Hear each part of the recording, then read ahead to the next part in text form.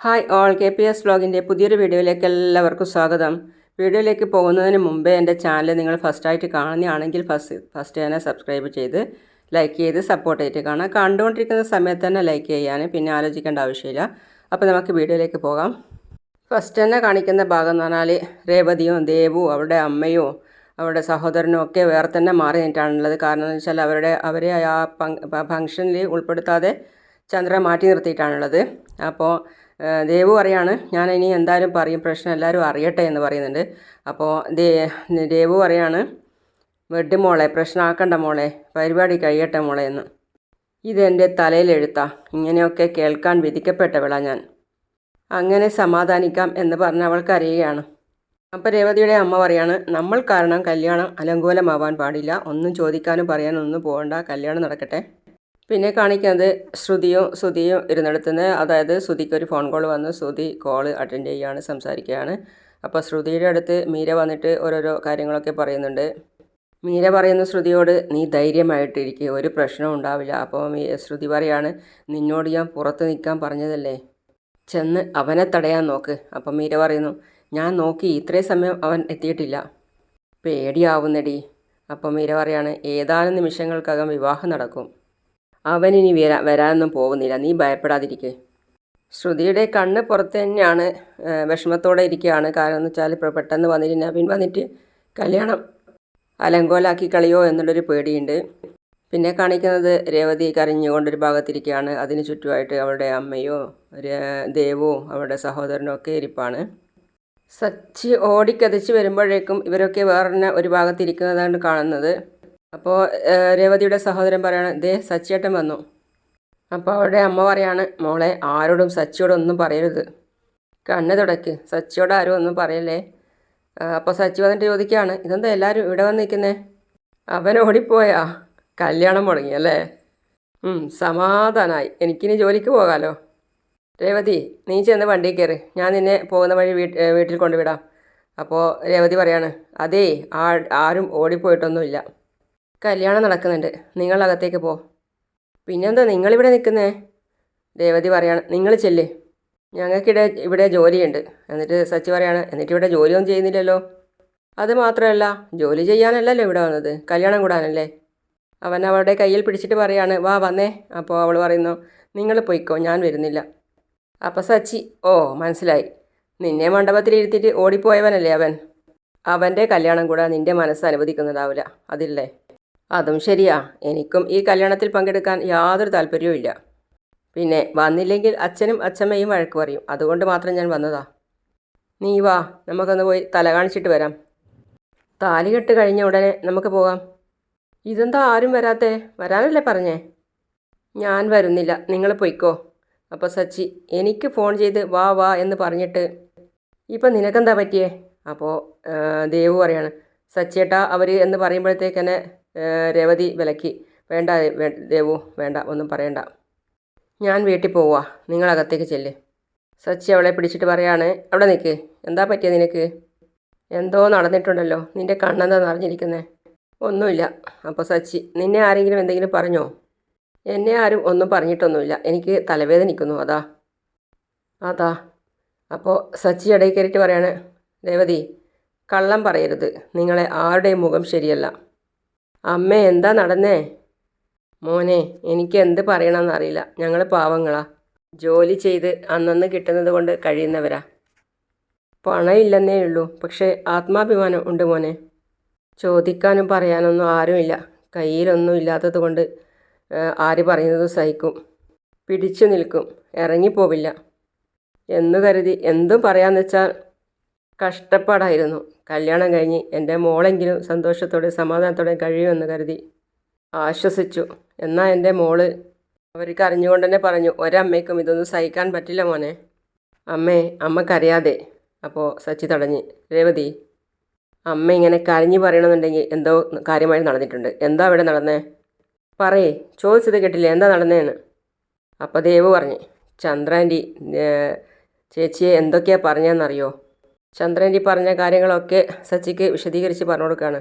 അതായത് ഇവിടെ എൻ്റെ മോൻ്റെ ആവശ്യം നടക്കുകയാണ്, നീ വിളക്ക് വെച്ചാൽ എങ്ങനെ നടക്കുവേടി എന്നൊക്കെ തൊട്ട് പറഞ്ഞതെല്ലാം മുഴുവൻ പറഞ്ഞു കൊടുക്കുകയാണ്. നീയോ ഒരു ദാരിദ്ര്യം പിടിച്ചവള്. കല്യാണം നടക്കുന്നിടത്ത് നിന്റെ നിഴൽ പോലും കാണരുത്. ശ്രുതി കല്യാണ സാരി എടുത്ത് മണ്ഡപത്തിലേക്ക് ഇറങ്ങാൻ പോവുക. അപ്പോൾ ലക്ഷണം കെട്ടാൻ നിന്നെ പുറത്ത് വെച്ച് കണ്ടു കഴിഞ്ഞാൽ ഐശ്വര്യക്കേടാ. അങ്ങനെ അവിടെ ആ സമയത്ത് ഉണ്ടായ സംഭവങ്ങളെല്ലാം വിശദീകരിച്ച് പറഞ്ഞു കൊടുത്ത് ദേവു സച്ചിയോട്. മണ്ഡപത്തിൽ വെച്ച് പൂജാരി പൂജിച്ച മാല അത്. നീ തൊട്ട് അത് അശുദ്ധമാക്കരുത്. രണ്ടുപേരും നല്ല രീതിയിൽ ജീവിച്ചോട്ടെ. നീ തൊട്ട് അത് നാശമാക്കരുത്. നീ തൊട്ട് നിന്റെ രാശി ഇവർക്ക് കൊടുക്കരുത്. നീ ഇവിടെ നിൽക്കണ്ട. നീ ദൂരെ എവിടെയെങ്കിലും പോയിക്കോ. എങ്ങനെ സഹിക്കും ഇതൊക്കെ? നല്ല വിഷമമുണ്ട് ചേച്ചിക്ക്. കരഞ്ഞുകൊണ്ടാണ് ഇങ്ങോട്ട് വന്നേ. അവരങ്ങനെയൊക്കെ പറഞ്ഞപ്പോൾ നീ കരഞ്ഞുകൊണ്ട് ഇങ്ങോട്ട് വന്നു അല്ലേ? നല്ല മറുപടി കൊടുക്കണ്ടേ അവർക്ക്? എന്നോട് നാക്കിട്ടടിക്കാറുണ്ടല്ലോ. എന്തേ അവരോടൊന്നും പറയാതിരുന്നേ? എല്ലാം കേട്ടു നിന്നു. നിങ്ങളാരും ഒന്നും പറഞ്ഞുമില്ല. അപ്പം അമ്മ പറയാണ്, ഞാൻ എന്തെങ്കിലും പറഞ്ഞാൽ രേവതിക്ക് തന്നെയല്ലേ വിഷമോ? അവൾക്ക് ആ വീട്ടിൽ ഇനിയും ജീവിക്കേണ്ടതല്ലേ? രേവതി അമ്മേ. അപ്പം സച്ചി പറയാണ്, ആ വീട്ടിൽ എന്നോടൊപ്പമാണ് അവൾ ജീവിക്കുന്നത്, അല്ലാതെ അവരോടൊപ്പമല്ല. എന്തിനാ നീ പേടിക്കുന്നേ? അവർ പറയുന്നതും കേട്ട് കരഞ്ഞുകൊണ്ട് വന്നിരിക്കുക. എല്ലാവരോടും രേവതി, നമ്മളെ ഭാഗത്ത് തെറ്റില്ലെങ്കിൽ നമ്മൾ ആരെയും പേടിക്കേണ്ട ആവശ്യമില്ല. അവർ നിന്നെ കരയിപ്പിച്ചു. ഇതങ്ങനെ വിട്ടാൽ ശരിയാവില്ല. ചോദിച്ചേ പറ്റൂ. അവളുടെ കൈയും പിടിച്ച് പോകാനൊരുങ്ങി അവൾ കൈ തടുത്തു. വേണ്ട, ഒന്നും ചോദിക്കണ്ട. അപ്പോൾ അമ്മയും പറഞ്ഞു, വേണ്ട മോനെ, അകത്ത് കല്യാണം നടക്കുകയല്ലേ, ഒരു പ്രശ്നം ഉണ്ടാക്കണ്ട. വേണ്ട മോനെ, വേണ്ട. അപ്പോൾ രേവതി പറയാണ്, ഇപ്പം നിങ്ങൾ പോയിട്ട് ഒരു പ്രശ്നം ഉണ്ടാക്കിയാൽ അത് ഞാൻ പറഞ്ഞ് ചെയ്യിക്കുന്നതായിട്ടേ വരൂ. ഒന്നും വേണ്ട, വിട്ടേക്ക് പ്ലീസ്. അമ്മയും പറഞ്ഞു, ശരിയാ മോനെ. ആ കുറ്റവും രേവതിയുടെ തലയിലാവും. ഒന്നും ചോദിക്കണ്ട മോനെ. പറയേണ്ടത് പറയേണ്ട സമയത്ത് പറയണം. വാ ഇങ്ങോട്ട് എന്ന് പറഞ്ഞ് രേവതിയെ കൈപിടിച്ച് വലിച്ചു കൂട്ടിക്കൊണ്ടുപോയി. ശ്രുതിയൊക്കെ സന്തോഷത്തിലാണുള്ളത് മണ്ഡപത്തിൽ. അപ്പോൾ അച്ഛമ്മ പരതുകയാണ്, തിരയുകയാണ് അവിടെയൊക്കെ. രേവതി എവിടെയാണ് പോയി എന്ന് അച്ഛനോട് ചോദിക്കുകയാണ്. ഞാൻ പോയി നോക്കട്ടെ. അപ്പോൾ വഴിക്ക് വെച്ച് തന്നെ അച്ഛമ്മ കണ്ട്. അപ്പോൾ എന്നിട്ട് ചോദിക്കുകയാണ്, മോനെ സച്ചി, നീ എന്താ വരാൻ താമസിച്ചത്? രേവതി നീ എവിടെ പോയതാ? അപ്പം മറ്റുള്ളവരോട് ചോദിക്കുകയാണ്, എല്ലാവരും എവിടെ പോയതാ? ആരെയും കാണുന്നില്ലല്ലോ അവിടെ. നിങ്ങളെ കാണാത്തത് കൊണ്ട് ഞാൻ അന്വേഷിച്ച് വന്നതാ. അപ്പോൾ സച്ചി പറയാണ്, മര്യാദ ഇല്ലാത്തടത്ത് എന്തിനു നിൽക്കണം? അച്ഛമ്മേ. എന്താടാ? അമ്മ രേവതിയോട് എന്തൊക്കെയാ പറഞ്ഞതെന്നറിയോ? അച്ഛമ്മ അവിടെ ഉണ്ടായിരുന്നില്ലേ? ഇതൊന്നും കേട്ടുമില്ലേ? എന്താ ചന്ദ്ര പറഞ്ഞേ? അപ്പോൾ ദേവു പറയാൻ പോവുകയാണ്. വന്നപ്പം മുതൽ തുടങ്ങിയതാ കുത്തുവാക്കുകൾ പറയാൻ വേണ്ടിയിട്ട്. ഒടുക്കം മണ്ഡപത്തിൽ വെച്ചും പറഞ്ഞു. പിന്നെ ദേവു അച്ഛമ്മയോട് എല്ലാം വിശദീകരിച്ച് പറയുന്ന സീനാണ് കാണിക്കുന്നത്. അപ്പോൾ അച്ഛമ്മ, ഞാനിതൊന്നും കേട്ടില്ല. അപ്പം തന്നെ നീ എന്നോട് പറയണ്ടേ? അവളുടെ അഹങ്കാരേ ഞാൻ തീർത്തു കൊടുക്കാം. ഇവളെ കരയിച്ചിട്ട് അവർ സന്തോഷിക്കണ്ട. ശ്രുതിയുടെ കല്യാണം അങ്ങനെ നടക്കണ്ട. അപ്പോൾ ചോദിച്ചിട്ട് തന്നെ കാര്യം. അപ്പോൾ അമ്മ പിടിച്ചു വെക്കാണ്. വേണ്ട മോനെ, കല്യാണം നടക്കാതെ പോയാൽ അതിൻ്റെ കുറ്റവും കൂടി രേവതിയുടെ തലയിലായിരിക്കും. വേണ്ട മോനെ, ഞങ്ങൾ പറഞ്ഞിട്ടാണ് നീ ഇതൊക്കെ ചെയ്തതെന്നാണ് പിന്നെ വരുത്തി തീർക്കുക. ചേച്ചി പറയും ആ കുറ്റവും നമ്മളെ തലയിലാക്കണ്ട മോനെ, വിട്ടേക്ക് മോനെ. ചേച്ചി എന്തിനാ വയക്കുന്നത് അവരെ? അമ്മ എന്തിനാ അവരെ വയക്കുന്നത്? ഇത് ചോദിച്ചിട്ട് തന്നെ കാര്യം. അവരെന്താ വലിയ സിംഹമാറ്റമാണോ? സന്തോഷത്തോടെ നിൽക്കുന്ന ചന്ദ്ര കാണുന്നുണ്ട് രേവതിയെ കയ്യും പിടിച്ച് സച്ചി കൂട്ടിക്കൊണ്ടുവരുന്നതും. അതിനുശേഷം ബാക്കി പുറകിലെല്ലാവരെയും. മോനെ സച്ചി, നീ എവിടെയായിരുന്നു? മുഹൂർത്തത്തിന് സമയമായെന്ന് ഞാൻ പറഞ്ഞതല്ലേ? അച്ഛൻ ഇറങ്ങി വന്നിട്ട് പറയാണ്. അച്ഛാ, കുറച്ച് സമയം ഈ ചടങ്ങൊന്ന് നിർത്ത്. നാദസ്വരമേളമൊക്കെ ഒന്ന് നിർത്തിയേ. നിർത്താനാണ് പറഞ്ഞേ. പൂജാരിയും ചോദിക്കുകയാണ്, എന്ത് പറ്റി? അപ്പോൾ സച്ചി പറയാണ്, കുറച്ച് സമയം ഇൻ്റർവെൽ കൊടുക്ക്. അപ്പോൾ ചന്ദ്ര ഇടപെട്ട്, എടാ എന്താടാ നീ ചെയ്യുന്നത്? ഇവിടെ ഒരു പവിത്രമായ ചടങ്ങാണ് നടക്കുന്നതെന്ന് നീ കാണുന്നില്ലേ? അതിനിടയിൽ കയറി വന്ന് കുട്ടിക്കളി കളിക്കുക. മുഹൂർത്തം കഴിയാറായി. താലി കെട്ടി പെട്ടെന്ന് നടത്തണം. ചടങ്ങ് തുടങ്ങ് തിരുമേനി.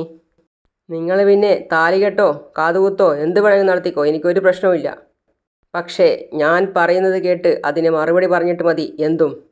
സച്ചി, ഇവിടെ എന്താണ് നടക്കുന്നത് എന്ന് അറിയില്ലടാ നിനക്ക്? അറിയാം അച്ഛാ. കണ്ണിന് മുന്നിൽ നടക്കുന്നത് എന്താണെന്ന് എല്ലാവർക്കും അറിയാം. എന്നാൽ ആരുടെയും കണ്ണിൽപ്പെടാതെ ഇവിടെ പലതും നടക്കുന്നുണ്ട് സൈലൻ്റായിട്ട്. അതാർക്കും അറിയില്ല.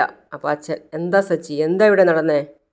ഇവിടെ ചിലർ സന്തോഷമായിട്ട് അഭിനയിക്കുക, മറ്റ് പുറകിൽ നിന്ന് ബാക്കി മറ്റുള്ള കാര്യങ്ങളൊക്കെ ചെയ്തിട്ട്, എന്നിട്ട് അതൊന്നും ആരും അറിയില്ല എന്നാ വിചാരം. അപ്പോൾ ശ്രുതി, എന്താടാ നിനക്ക് പറ്റിയത്? മനോനില തെറ്റിയാളെ മാതിരി നീ വന്ന് ഓരോന്നും പിറുപിറുക്കുകയാണോ? ആരുടെ മനോനിലയാടാ തെറ്റിയത്? മിണ്ടാതിരിക്കുന്നതാണ് നിനക്ക് നല്ലത്. ഏയ് സച്ചി, എന്താടാ പറ്റിയത്? എന്താ നിനക്ക് പ്രശ്നം? നീ എന്താ പറയാതിരിക്കുന്നേ? എനിക്കൊന്നും മനസ്സിലാവുന്നില്ല. അപ്പോൾ സച്ചി, ഇവിടെ നടന്നതൊന്നും അച്ഛനറിയില്ല. രേവതിയോട് എന്തൊക്കെയാ പറഞ്ഞതെന്നറിയോ? രേവതിയോട് എന്താ പറഞ്ഞേ? ആരാ പറഞ്ഞേ? അപ്പോൾ സച്ചി, അച്ഛാ, രാവിലെ 4 മണിക്ക് എണീറ്റതാ ഇവള് ഈ കല്യാണത്തിന് വേണ്ടിയുള്ള പല ഒരുക്കങ്ങളും നടത്താൻ വേണ്ടിയിട്ട്. ഈ സമയം വരെ ഓടി ഓടി ഓരോ ജോലിയും ചെയ്യായിരുന്നു. കല്യാണം നല്ല രീതിയിൽ നടക്കാൻ വേണ്ടിയായിരുന്നു അത്. ഇവൾ പ്രാർത്ഥിച്ചതും അതിനു വേണ്ടിയാണ്. എന്നിട്ട് ഇവളോട് ചെയ്തത് എന്താ? എന്തൊക്കെയാ പറഞ്ഞേ? ദാരിദ്ര്യം പിടിച്ചവള്, നീ വിളക്ക് കത്തിച്ച ഐശ്വര്യക്കേടുണ്ടാവും. നീ തൊട്ടാൽ ഒന്നും വിളങ്ങില്ല, രാശി കെട്ടവൾ. നീ മാലയിൽ തൊട്ട് നിന്റെ രാശി ഇവർക്ക് കൊടുക്കരുത്. ഒടുക്കം ഇവിടുന്ന് മാറി നിൽക്കാൻ പറഞ്ഞു, പുറത്തു പോകാൻ പറഞ്ഞു. എന്തിനാ രേവതിയോട് അങ്ങനെയൊക്കെ പറഞ്ഞേ? എന്ത് തെറ്റാ ഇവൾ ചെയ്തേ? എന്തിനാ അവളിങ്ങനെ കുറ്റപ്പെടുത്തുന്നേ? ആരാ രേവതിയോട് അങ്ങനെയൊക്കെ പറഞ്ഞേ? ആരാ എൻ്റെ കുഞ്ഞിനെ വേദനിപ്പിച്ചേ? അപ്പം അച്ചമ്മ. മറ്റാരാ? നിന്റെ ഭാര്യ തന്നെ. ഇത്തരം മോശം ഭാഷയൊക്കെ പഠിച്ചു വെച്ചത് ഇവളാ. ഇവൾക്കല്ലാതെ മറ്റാർക്കാ ഇങ്ങനെയൊക്കെ പെരുമാറാൻ പറ്റുക? അപ്പം അച്ഛൻ. ചന്ദ്രേ. അപ്പം ചന്ദ്ര. അതെ, ഞാൻ തന്നെ ഇങ്ങനെയൊക്കെ പറഞ്ഞേ. അതിനിപ്പോൾ എന്താ?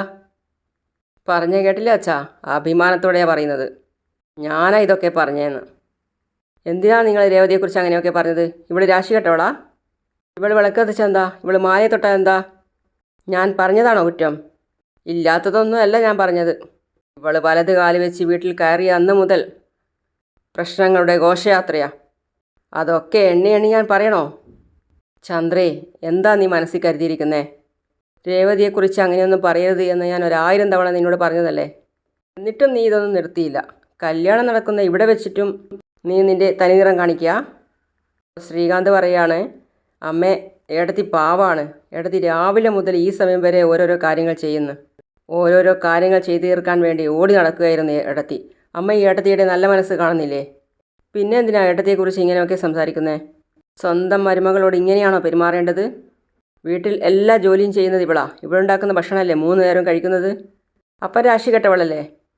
അപ്പോൾ ഇവൾ തൊട്ടത് തിന്നാവോ?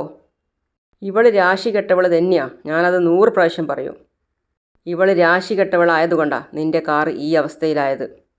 എൻ്റെ കാർ ഈ അവസ്ഥയിലായത് വേറൊരുത്തൻ കാരണമാണ്. അത് ഇവളെന്ത് കഴിച്ച്? എന്തിനാ ഇവളുടെ രാശിയെക്കുറിച്ച് പറയുന്നത്? ഇവൾ ചെന്ന് ഒരു പോലീസ് ഉദ്യോഗസ്ഥൻ്റെ ഭാര്യയോട് കരഞ്ഞ് കെഞ്ചി പറഞ്ഞതുകൊണ്ടാണ് ഞാനിപ്പോൾ ഇവിടെ നിൽക്കുന്നത്. ഇല്ലെങ്കിലേ ഞാനിപ്പോൾ ജയിലിൽ കിടന്നേനെ. ഇവൾ കാരണം ഞാൻ പുറത്തിറങ്ങിയത്. ഇവൾ കാരണം എനിക്ക് നല്ലത് മാത്രമേ നടന്നിട്ടുള്ളൂ, മോശം നടന്നിട്ടില്ല. ഒരു മരുമകളെ കല്യാണ മണ്ഡപത്തിൽ ഇരുത്തിയാ മറ്റൊരു മരുമകളെക്കുറിച്ച് നീ ഇങ്ങനെയൊക്കെ പറയുന്നത്? ശ്രുതി നിന്നെക്കുറിച്ച് എന്താ വിചാരിക്കുക? വീട്ടിലേക്ക് വരാൻ പേടി തോന്നില്ലേ അവൾക്ക്? അപ്പോൾ ചന്ദ്ര പറയാണ്, അവൾക്ക് എന്നെക്കുറിച്ച് എല്ലാം നല്ലതുപോലെ അറിയാം. എൻ്റെ മോൻ്റെ കല്യാണം നടക്കരുത് എന്നാണോ നിൻ്റെ മനസ്സിൽ? അതിനു വേണ്ടിയാണോ ഇവനെ അതും ഇതൊക്കെ പറഞ്ഞ് ഇളക്കി വിട്ടിരിക്കുന്നത്? അപ്പോൾ രേവതിയുടെ അമ്മ പറയാണ്, അയ്യോ, ഞാനൊന്നും പറഞ്ഞിട്ടില്ല. പിന്നെ പറയാതെ എന്തിനാ അവരുടെ മെക്കിട്ട് കയറുന്നത്? അവർ നിങ്ങളോട് വഴക്കിടാൻ വന്നതല്ല. എന്നെ അവർ ഇളക്കി വിട്ടിട്ടുമില്ല. ഇല്ല, ഇളക്കി വിട്ടിട്ടില്ല. കരഞ്ഞ് മൂക്കും പിഴിഞ്ഞ് നിൻ്റെ അടുക്കൽ ഞാൻ പറഞ്ഞതും പറയാത്തതും ഒക്കെ അമ്മയും മോളും പൊടിപ്പും തൊങ്ങലും ചേർത്ത് നിൻ്റെ അടുത്ത് പറഞ്ഞിട്ടുണ്ടാവില്ലേ? നീ അത് കേട്ട പാതി കേൾക്കാത്ത പാതി ഇവിടെ വന്ന് കലിതുള്ളുക. നാണം കെട്ടവൻ. കലിതുള്ളും. എനിക്ക് ദേഷ്യം വരും. രേവതിയെക്കുറിച്ച് അങ്ങനെ പറഞ്ഞാൽ എനിക്കത് സഹിക്കില്ല. ഞാൻ ചോദിക്കും. ഇവളെ ആര് വേദനിപ്പിച്ചാലും ഞാൻ ചോദിച്ചിരിക്കും. ഇവരുടെ കുടുംബം എൻ്റെയും കുടുംബമാണ്. എന്ത് തോന്നിയാസവും ഇവരോട് കാണിക്കാമെന്ന് വിചാരിക്കണ്ട. ഇവർക്ക് ചോദിക്കാനും പറയാനും ആരും ഇല്ല എന്ന ധൈര്യത്തിലാണ് പറയുന്നതെങ്കിൽ നിർത്തിക്കോ, അതാ നല്ലത്. ചോദിക്കാൻ സച്ചിയുണ്ട് ഇവിടെ. പിന്നെ കാണിക്കുന്നത് ശ്രുതിയോട് പറയാണ്, ശ്രുതി, താലി കെട്ടാൻ സമയമായി, പെട്ടെന്ന് ചടങ്ങ് നടത്താൻ വേണ്ടി പറയൂ. ശ്രുതി പറയാണ് അമ്മയോട്, അമ്മേ, എന്തിനാ ഇങ്ങനെ ആവശ്യമില്ലാതെ സംസാരത്തിന് മറുപടി പറയാൻ നിൽക്കുന്നത്? ദേ, സമയമായി, മുഹൂർത്തം തെറ്റിക്കണ്ട. അപ്പം തന്നെ സച്ചി പറയാണ്, ആവശ്യമുള്ളത് തന്നെയാണ് പറയുന്നത്. നീയും കേട്ടതാണല്ലോ രേവതിയെക്കുറിച്ച് അമ്മ പറയുന്നത്. എടാ, പല ഡിഗ്രിയും വാങ്ങിച്ചു വെച്ചിട്ടുണ്ടല്ലോ. അതിൻ്റെ കുറച്ചെങ്കിലും അറിവുണ്ടായിരുന്നെങ്കിൽ പറഞ്ഞത് തെറ്റാണെന്ന് നീ ഇവരോട് പറയില്ലായിരുന്നോ? അതൊന്നും എന്നെ ബാധിക്കുന്ന പ്രശ്നമല്ല. പിന്നെ ഞാനതിന് പറയണം? അമ്മേ, ഞങ്ങൾ ഇനിയും കാത്തിരിക്കണോ? പിന്നെ ചന്ദ്ര പറയാണ്, തിരുമേനി, ചടങ്ങ് തുടർന്നോളൂ, മുഹൂർത്ത സമയം കഴിയാറായി, ഉടൻ താലി കെട്ടണം. അപ്പോൾ തിരുമേനി പറയാണ്, സമയം ഇനിയും എത്ര കിടക്കുന്നു? രേവതിയുടെ ഭർത്താവിന് പറയാനുള്ളത് പറഞ്ഞു തരട്ടെ. അപ്പോൾ ഭാമ പറയാണ്, പെട്ടെന്ന് നോക്ക് എന്ന് പറയുന്നതാണല്ലോ തിരുമേനി എല്ലാ കല്യാണത്തിലും പറയാറുള്ളത്. ഇപ്പം എന്താ ഇതിന് മാത്രം ഇങ്ങനെ? എല്ലാവരും ഇവൻ്റെ ആളാ. ഇവന് വേണ്ടിയാ എല്ലാവരും സംസാരിക്കുന്നത്, ഇവർക്ക് വേണ്ടിയിട്ട്. ഇപ്പം നിനക്ക് സന്തോഷമായല്ലോ എൻ്റെ മോൻ്റെ കല്യാണം തടസ്സപ്പെടുത്തിയപ്പോൾ? നിനക്ക് സമാധാനമായില്ലേ? ഓ, രാജാവിൻ്റെ റാണിയുടെ കല്യാണമല്ലേ നടക്കുന്നത്? 2 ഫ്രോഡുകൾ. ഇവരുടെ കല്യാണം മുടക്കിയിട്ട് നമുക്കെന്ത് കിട്ടാനാ? അപ്പോൾ ശ്രുതി പറയാണ്, ദേ സച്ചി, നീ അതിര് കിടക്കണ്ട. നിൻ്റെ സംസാരം അതിര് കിടക്കുന്നുണ്ട്. നീ നിൻ്റെ അമ്മയോട് രേവതിയോട് ക്ഷമ ചോദിക്കാൻ പറ. ഞാൻ പറഞ്ഞത് തെറ്റായിപ്പോയി രേവതി, ഞാൻ ക്ഷമ ചോദിക്കുന്നു എന്ന് നിൻ്റെ അമ്മ രേവതിയോട് പറയണം. പറഞ്ഞില്ലെങ്കിൽ ഈ കല്യാണം നടക്കില്ല. ഇവളോട് ഇങ്ങനെയൊക്കെ പെരുമാറിയത് ഇവിടെ വെച്ചിട്ടാ. ഈ കല്യാണ സ്ഥലത്ത് വെച്ചിട്ട്. അതുകൊണ്ട് ഇവളോട് ഇവിടെ വെച്ച് തന്നെ അവർ മാപ്പ് പറയണം. ഇല്ലെങ്കിൽ നീ ഇവളുടെ കഴുത്തിൽ താലി കെട്ടില്ല. അത് നീയാണോടാ തീരുമാനിക്കുന്നത്? ഈ കല്യാണം നടക്കും. നീ വിചാരിച്ചാലേ ഒന്നും ചെയ്യാൻ സാധിക്കില്ല. ഞാൻ ശ്രുതിയുടെ കഴുത്തിൽ താലി കെട്ടിയിരിക്കും. അത് കേട്ടപ്പോൾ സച്ചി ഒന്നും ആലോചിച്ചില്ല. പെട്ടെന്ന് കയറി മണ്ഡപത്തിൽ കിടക്കുന്ന ആ താലി എടുക്കുകയായിരുന്നു. എടാ സച്ചി, ഏയ് ഏയ്. അപ്പോൾ തിരുമേനിയും എല്ലാവരും അവരെ നോക്കുകയാണ്. താലികെട്ട് നടക്കണമെങ്കിൽ താലി വേണ്ട ശ്രുതി. അങ്ങനെ ആ കാഴ്ച കണ്ട് എല്ലാവരും അന്തം വിട്ടു നിൽക്കുകയാണ്. താലിയാണെങ്കിൽ സച്ചിയുടെ കയ്യിലാണുള്ളത്. ശ്രുതിയാണെങ്കിൽ കല്യാണം കഴിക്കാൻ വേണ്ടി, താലി കെട്ടാൻ വേണ്ടി ആഗ്രഹിച്ച് കാത്തിരിക്കുകയാണ്. അങ്ങനെയാണ് ഇന്നത്തെ കഥ അവസാനിക്കുന്നത്. അപ്പോൾ അടുത്ത വീഡിയോ ആയിട്ട് വരുന്നവരേക്കും സി യു ഓൾ.